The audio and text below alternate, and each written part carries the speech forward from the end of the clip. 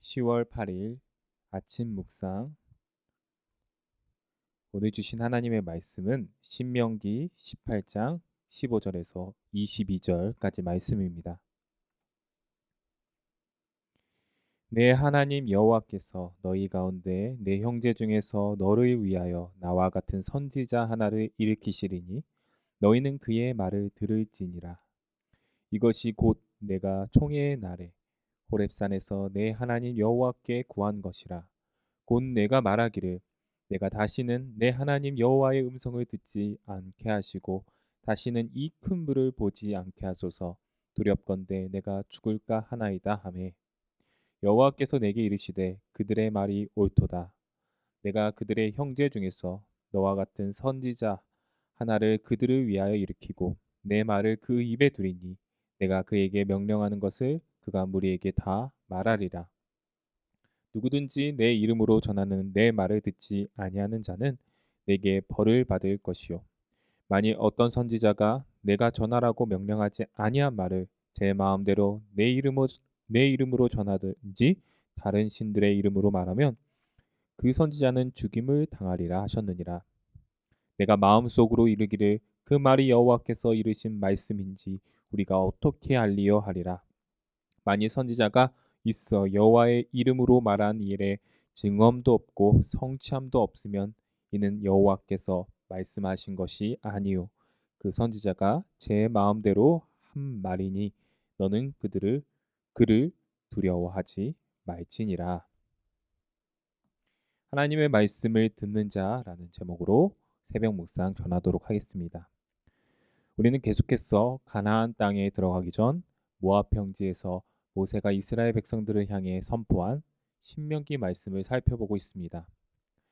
모세는 앞으로 이스라엘 백성들이 가나안 땅에 들어가서 하나님의 백성답게 살아가는 방법들을 이 신명기에서 설명해 주고 있습니다. 그러나 중요한 것은 모세는 그 가나안 땅에 이스라엘 백성과 함께 들어갈 수 없었다는 것이죠. 하나님께서는 모세가 가나안 땅에 들어가는 것을 허락하시지 않으셨습니다. 이스라엘 백성 가운데 모세의 영향력은 대단했습니다. 16절에 나온 바와 같이 모세는 하나님을 보기 두려워하는 이스라엘 백성들을 대신해 하나님을 직접 만나고 하나님의 말씀을 대신 전하는 선지자로서 역할을 감당했는데요. 그러나 이제 모세는 곧 죽게 될 것입니다. 그가 죽고 나면 이스라엘은 당장 지금까지 모세를 통해 해왔던 하나님의 말씀을 듣고 하나님의 뜻을 묻는 것을 할 수 없게 됩니다. 이러한 정황에서 오늘 말씀은 이스라엘에게 주어진 것인데요. 19절에 이렇게 나와 있습니다. 누구든지 내 이름으로 전하는 내 말을 듣지 아니하는 자는 내게 벌을 받을 것이요. 선지자는 이스라엘에서 높은 권위를 가지고 있던 사람입니다. 모세 이후로 오는 선지자들은 왕의 말을 듣지 않으면은 당사자만 처벌을 받게 되었지만 선지자의 예언을 듣지 않는다면 그 나라에 재앙이 올 수도 있었다는 것입니다. 왜냐하면 그 선지자가 하나님의 참 선지자라면 그것은 하나님의 말씀이기 때문이죠. 구약 성경에서는 이러한 선지자의 말을 듣지 않아 하나님의 큰 벌을 받은 사례들이 자주 등장합니다. 이스라엘의 첫 번째 왕 사울이 선지자 사무엘의 말을 듣지 않아서 전쟁의 실패와 왕의 자리에서 박탈당했던 것처럼 성경은 참 선지자가 전하는 하나님의 말씀을 귀 기울여 들을 것을 구약 성경을 통해 또한 이후에 나오는 선지서를 통해 우리에게 말해주고 있습니다. 모세는 자기가 죽고 난 후에 20절부터 22절까지 하나님의 말씀을 전하는 참 선지자만 있는 것뿐만 아니라 거짓 선지자도 나올 것을 말하고 있습니다. 이에 대한 세 가지 특징을 설명하고 있는데요. 첫 번째는 다른 신의 이름으로 예언하는 자들은 거짓 선지자라고 합니다. 어찌 보면 당연한 이야기인데요. 그러나 중요한 것은 이스라엘 백성 가운데 여호와의 이름으로 예언하고 선포하면서 동시에 바알의 이름으로 예언하는 사람도 있었다는 것입니다. 혼합주의 종교 선지자였다고 하는 것이죠. 이러한 사람은 거짓 선지자입니다. 두 번째로 예언의 증언도 없고 성취함도 없는 선지자들입니다. 그들은 백성들이 듣기 좋은 예언을 했다가 수시로 그 말을 번복하고 책임지지 않는 선지자죠. 거짓 선지자입니다. 세 번째, 제 마음대로 예언하는 제 이름으로 말하는 선지자입니다. 그들은 겉보기에는 하나님의 이름을 말하는 것 같지만 속내는 자신의 유익과 주장을 말하는 거짓 선지자였습니다. 모세는 가나안 땅에 이러한 거짓 선지자들이 생겨날 것을 미리 알고 이스라엘 백성들로 하여금 참 선지자와 거짓 선지자를 분별할 줄 알아야 한다고 선포하고 있습니다. 오늘 말씀을 통해 묵상하면서 저는 하나님의 말씀을 전하는 자로서 큰 회심과 다짐이 있었습니다. 오늘 이 말씀이 목회자들에게만 주어지는 말씀이 아닌 줄 믿습니다. 군대에서 나팔 소리가 날 때가 있습니다. 제일 먼저 기상 나팔 소리가 나오는데요. 그때는 아직 군기가 있는 군인들에게 이 나팔 소리를 듣고 깨어서 긴장감으로 일과를 시작하는 그러한 나팔 소리입니다. 그런데 저녁쯤에 또 나팔 소리가 들리는데요. 국기 하양식 때 들리는 잔잔한 나팔 소리가 있습니다. 하루의 일과를 마무리하는 저녁 시간에 이 소리를 들으면 오늘도 무사히 나라의 보호를 받고 저녁을 맞이하는 평안한 마음이 들곤 했습니다.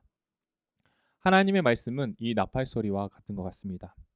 때로는 우리에게 죄에 대한 경각심과 회심을, 긴장감을 깨우는 경고의 나팔 소리일 때가 있고요. 때로는 우리의 지친 마음과 상처받은 마음에 평안과 위로함을 더하는 말씀일 때가 있습니다. 중요한 것은 우리는 이 두 가지 중 하나도 놓쳐서는 안 된다는 것이죠. 말씀의 홍수를 살아가고 있는 이 시대, 특별히 언택트 시대, 우리는 유튜브로 많은 설교자들의 설교를 접하고 있습니다. 말씀의 편식을 갖는 우리가 아니라 나의 죄를 깨닫게 해주는 경고의 말씀과 또 은혜의 말씀을 골고루 섭취하는 우리 연희교회 성도님들 되시기를 주님의 이름으로 소망합니다. 무엇보다 거짓된 말씀을 분별하고 이단의 말씀을 분별하고 하나님께서 오늘 나에게 원하시는 바가 진정으로 무엇인지 말씀을 통해 깨닫게 되고 분별하게 되는 저와 여러분 되시기 주님의 이름으로 소망합니다. 기도하시겠습니다. 주님, 하나님의 말씀을 참되게 분별할 수 있는 우리가 될 수 있도록 도와주시옵소서. 말씀의 홍수 시대 나를 달래고 위로해 주는 말씀만이 아니라 나의 잘못된 모습을 깨닫고 참된 신앙의 길을 걷게 하는 하나님의 말씀을 듣게 하여 주시옵소서. 그래서 더욱 거룩해져 가는 주님의 자녀, 주님의 교회, 우리 연희교회 되게 하여 주시옵시고 말씀대로 순종하며 나아가는 참된 주님의 백성 되게 하여 주시옵소서. 거룩하신 예수님의 이름으로 기도드리옵나이다. 아멘. 우리 자막의 내용과 함께 기도하도록 하겠습니다. 오늘 하루 하나님의 말씀, 경고의 말씀, 은혜의 말씀을 잘 듣고 그 말씀을 행하는 거룩한 하나님의 자녀, 백성이 될 수 있도록 인도하소서라고 기도해 주시고요. 두 번째, 담임 목사님 청빙을 위해서 연희교회가 한 몸을 이루는 지체로서 머리 대신 예수님의 말씀과 뜻이 잘 전달될 수 있는 준비된 목회자를 모실 수 있도록 성도들의 영혼을 사랑하고 푸른 초장으로 인도하며 영혼의 생수를 마시며 성장시키는 목회자를 모실 수 있도록 사람의 생각과 방법이 아닌 오직 주님의 뜻과 방법으로 준비된 목회자를 모실 수 있도록 기도해 주시기 바랍니다. 세 번째, 코로나19 조속적인 종식과 교회의 모든 성도들의 안전과 평화를 위해서 또한 네 번째, 이응복, 이정미 선교사님의 사역과 가정을 위해서 다섯 번째, 이복희 권사님 허리 골절 시술을 하셨습니다. 회복을 위하여 기도해 주시기 바랍니다. 수험생들을 위하여 마지막으로 기도하시겠습니다. 코로나로 인해 어려운 상황 가운데서도 수능시험 12월 3일 입시 준비와 실기시험 잘 준비할 수 있도록 강인우, 김나리, 김은지, 박재원, 이문형, 이재윤, 이지원, 전준원, 함동혁 이름을 불러가며 우리 다 함께 기도하시겠습니다. 다 함께 기도하시겠습니다.